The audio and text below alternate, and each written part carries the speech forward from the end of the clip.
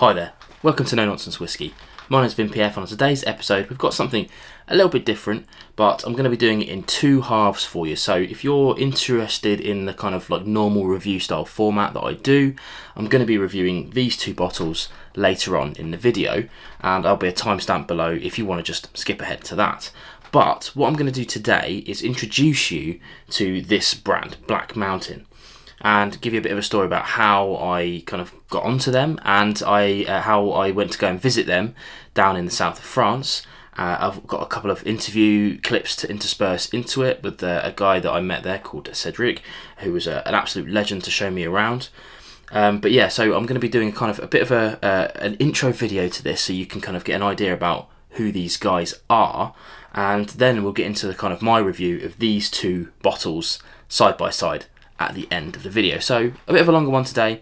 Hopefully you enjoy it. Make sure you hit the thumbs up if you like this sort of video, and let me know in the comments below what you think. But in any case, today we've got two whiskies by Black Mountain, but we're going to be talking about a few different Black Mountain products today, because the first intro that I had to these guys was coming back from a holiday in the south of France. I go to the south of France kind of most years, and I've flown back from Toulouse airport and looking through the whiskey selection like most of us tend to do, and I came across a little sample set of Black Mountain.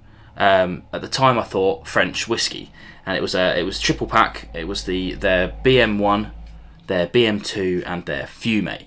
Now I tried those, very interesting whiskies, but the Black Mountains are very close to where I go and stay, so I thought I would try my hardest to see more about these guys, and I emailed their website, just their kind of contact thing, and they got back to me and said, sure, come down and have a look at what we've got going on. And when I went down there in October last year, it's taken me a little while to put this video together, I went and had a look at their stuff. But the first thing I'm going to do then is let Cedric explain to you what their the BM1, BM2, the Fumet are. But essentially, as he'll go through, they are imported Scottish whiskies that they've blended and released themselves. So I'll hand over to Cedric, and then I'll kind of come back. The difficulty for our current range is we do import Scotch whiskey, but we don't have Scotch Whisky Association license, so we're not allowed to label that on the. So our whiskey is not French, obviously, because it's not made of, it's not been distilled in France, but it's not Scottish either. It's a good whiskey, labeled with the brand Black Mountain. It's savory, it's enjoyable to drink, but for importers they need to have. You have a frame, which I can understand. So it's not very easy to sell product. So we've done business with importers that I would say understood what it was, and were confident that they would be able to tell the resellers what kind of product that is, and it doesn't matter so much in which case that is, or in which frame that is. So we've been targeting nearby countries within the European market. Okay, so you can kind of see what I'm getting at with their standard range. It's imported Scotch that they're releasing themselves. The next step for them, I guess, would be to try and release some of their own things. They are going through it, which we'll go through in a little bit in greater detail with Cedric. He's going to go through about their distillation process. But we also had a really interesting chat about some of the things that they might do, because a lot of the things that they're working on right now, they've got their core release, but they're also doing those whiskies that are also aged in random casks. So they've got like Armagnac casks, rum casks, beer casks. They've got casks aged at sea, but no peat. So we talked a little bit about that. So we'll let Cedric come back on screen and talk a little bit about what kind of peat they're using, if they're using peat at all. You use important Scotch that is already aged. For example, for the number one, a part of the Scotch that we use there, it's 8 and up. So it'll take time to be able to replicate that, but we'll see. The only question is the Fumet, because in French we don't have, we're not allowed to use peat. Okay. Peat is a humid environment with biodiversity, and so you're not allowed to use that. And I think it would be absurd to import peat to smoke the grain. So we'll see. I mean, you have these guys in Bordeaux. They use seaweed. No, seaweed. Like That's kelp, what you call or something. Yeah. the algae. Yeah. So maybe we'll do that. Could you use like just like burning wood or something like that? That's what I'll try. Yeah. I mean, I'm a huge fan of Corsair Distillery in the US. This guy, said if it's been done before, there's no point doing it. Yeah. So he's written a book. He's tried. I can't remember how many wood types, but many. So yeah. Yeah. So yeah, probably we'll try. But well, with that at a later stage, the first step is being able to finance more distilling and manage our project to have our own facility. Yeah. Okay, now Cedric was kind enough to let us try some straight from the barrel samples of some of these imported whiskies aging in their casks, which was really awesome. But later on, as you might see now, we went across to their other warehouse where they are keeping their actual French whiskey, which is really important because it's great to kind of blend your own product from other people's kind of distillate, but it's really, really cool to be able to make your own stuff. So we've got that on the table here today, which we're going to be talking about, in greater detail in a moment. But we went over to the warehouse and we got to try some other barrels as well, which is their spirits that they've distilled. But again, I don't want to take words out of Cedric's mouth, so let's hear from Cedric about exactly how they produce their spirits. Because we were all beginners at every stage of the production process. So during the distillation, so we use alambic Charentais, so cognac stills, similar to single malt stills. So what we did, and when we make I don't know in English how you call that, but when you made the second distillation, we did keep the heart apart, and then the faint. We keep some of it apart, and then the last remaining part of the faint separate. So we separated the distillate in 3 different groups. So the first heart of distillation, after distilling, let's say 4,500 liters of beer, we had a heart of 135 liters. So I thought, oh my goodness, this is not a very productive business. But anyway, and but the feints, they were very tasty, pastry, very different from the heart. So we kept, and when we make the second distillation, where we use some of the remaining feints in the wash product that has a 20% ABV, so we've put the tails in it, and so we had a much bigger heart the second day. So it was relief. So what we've done is we've kept the hearts as such, and in the tails we put a smaller part of the hearts in it to enhance the alcohol level. And we have 3 different types of products. The first heart with a bit of tails, the second heart which was bigger as such, and the remaining tails with a bit of the heart, if you follow me. And so all 3 had a very different profile. And so we've aged that. So we've separated everything in half, and half in new cask, the 4 cask, that I mentioned to you early on, and the rest in Armagnac cask.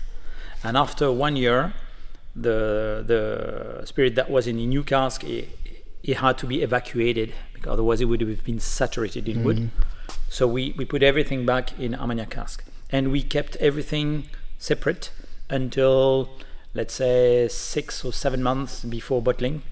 And in the end, for business purposes, it's like, if I had to bottle like 6 different types, let's say there would have been 180 bottles of each.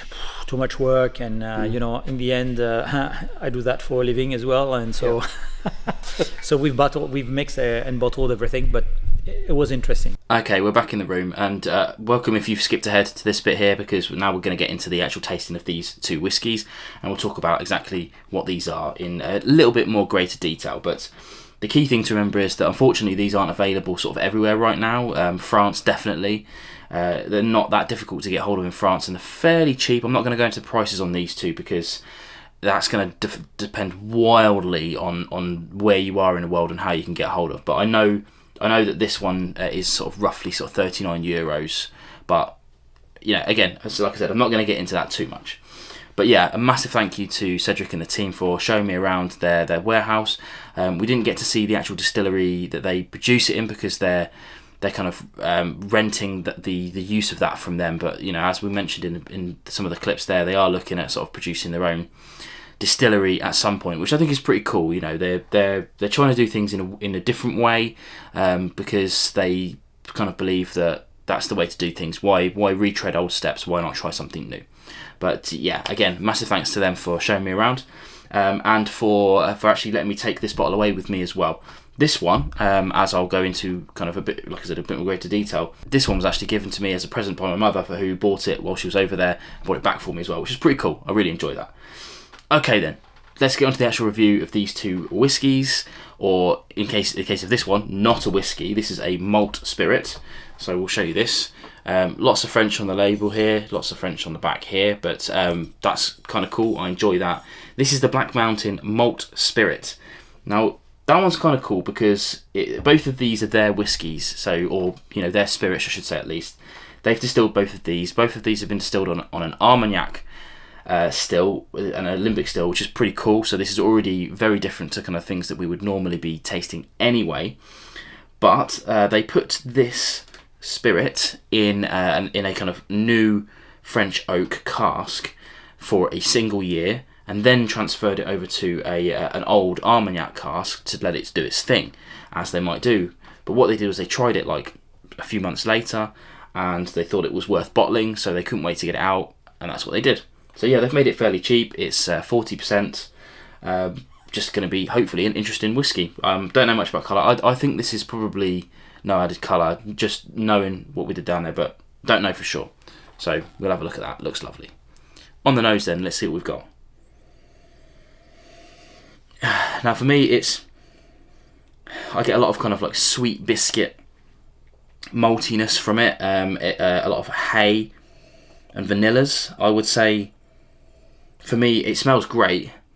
It definitely betrays its youth a little bit, but that's not necessarily a bad thing. We've tried a few kind of like underage spirits on the channel in the past, but this has got that kind of like definitely youthful, but it's got a lively nose, that's for sure. Let's try on the palate.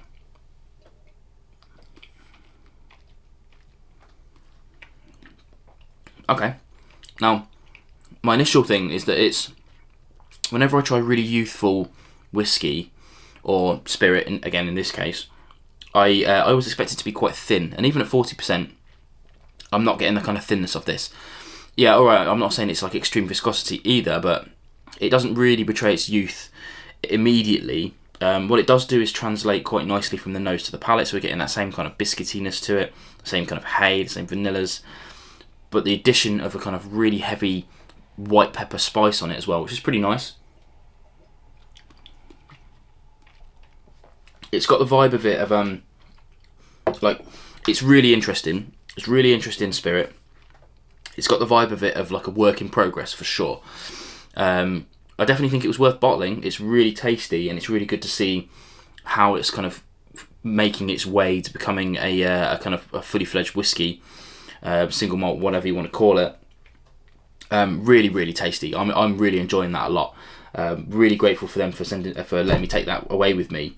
Hopefully you can see if you can get hold of this, but I did find it on their website, so I'll drop some links below. But in any case, next up then we have the Black Mountain Single Malt.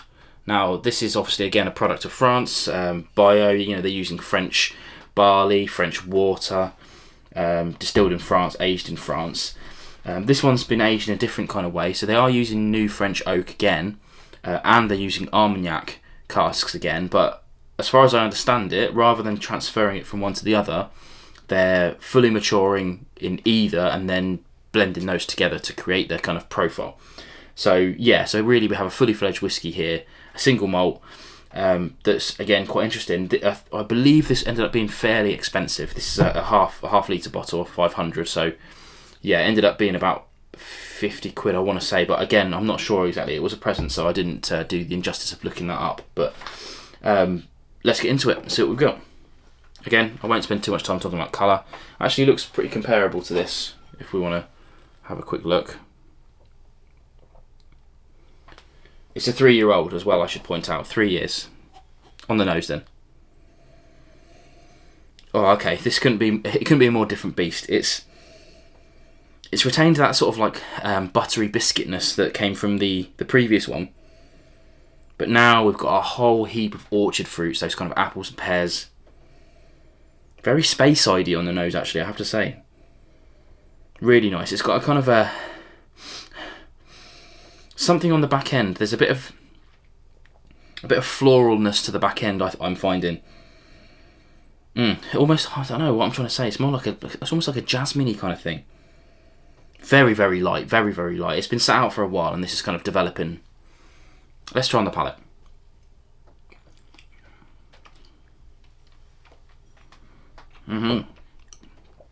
Okay, it's got a really fresh palate. It replicates the nose again. More of those apples, pears. Erring on the side of kind of cooked of those two rather than fresh. Bags of cereal notes. It doesn't have the kind of hay characteristic that the spirit has.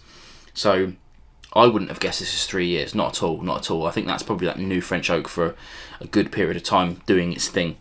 And the finish is pretty good on that as well. You know, it's not overly long. It doesn't make itself too well known, but it's kind of medium and fruity as well, which I really enjoyed. In fact, I'm going to take another sip. Yeah, I would say this one's for the whiskey nerds. I wouldn't want to spend like all evening drinking that for sure. That would be the kind of one that I break out to show people an interesting spirit. Whereas this is very sessionable. I think this you could easily drink a fair amount of this, which is a shame that it's only a half litre, but it is what it is. But really glad to have tried these, and hopefully these guys will be sort of finding their way to your shores as soon as possible. Unfortunately for my US audience, I don't think you're going to be seeing these guys for a while, because I think it's even going to take them a while to get to the UK. But they are sort of slowly spreading around Europe, so hopefully they'll be able to do all the things that they've said that they're going to try and do. Get their own distillery, sell a bunch of stuff, age these casks. Their warehouse was full of loads of awesome casks at really high ABVs. So hopefully some of those are going to come through in the next sort of 3 years, and we get to try some cool stuff. But keep an eye on the channel, because I'm going to try working with them. Like I say, I'll holiday down there as much as possible, so when they've got some new releases, I might try and pick up a bottle or two when I go on holiday and bring it back so that I can share it with you guys. But again, like I said at the beginning of the show, if you've liked this sort of content, I know it's been a bit of a different mode almost, but if you've liked it, let me know in the comments below. Give me a thumbs up, and if you haven't subscribed already, please do, because I'm enjoying making content like this right now, and if you want to see more of it, then do let me know. In any case, I'll catch you again on more videos.